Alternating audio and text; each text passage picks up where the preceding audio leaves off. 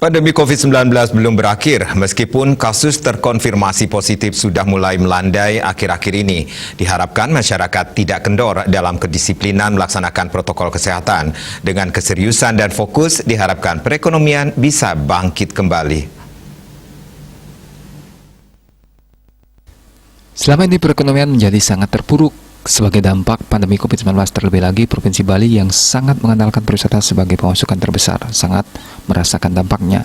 Ke depan dalam mengatasi masalah yang serupa, diharapkan seluruh pemangku kepentingan atau stakeholder terkait secara bersama-sama mengembangkan dan menggali sektor-sektor potensial lainnya demi membangkitkan ekonomi masyarakat.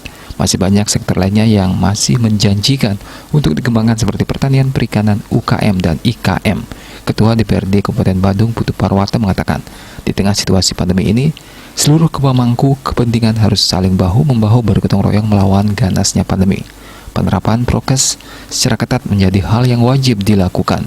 Keberhasilan peningkatan ekonomi masyarakat di tengah situasi yang tidak menentu ini pasti akan berhasil jika dilakukan secara bersama-sama dan bergotong royong dengan catatan harus fokus dan serius. Satu teori yang saya katakan atau fakta empiris yang membuktikan keberhasilan peningkatan ekonomi masyarakat itu kalau kita bersama-sama hadir bersama-sama. Jadi secara bersama-sama, secara gotong royong membangkitkan ekonomi ini dengan catatan harus fokus dan serius. Meskipun sampai saat ini kasus sudah mulai menurun, masyarakat tidak boleh lengah. Masyarakat harus tetap waspada dan disiplin prokes sehingga pandemi bisa ditekan dan perekonomian cepat pulih kembali. Putu Ratna, Bali TV.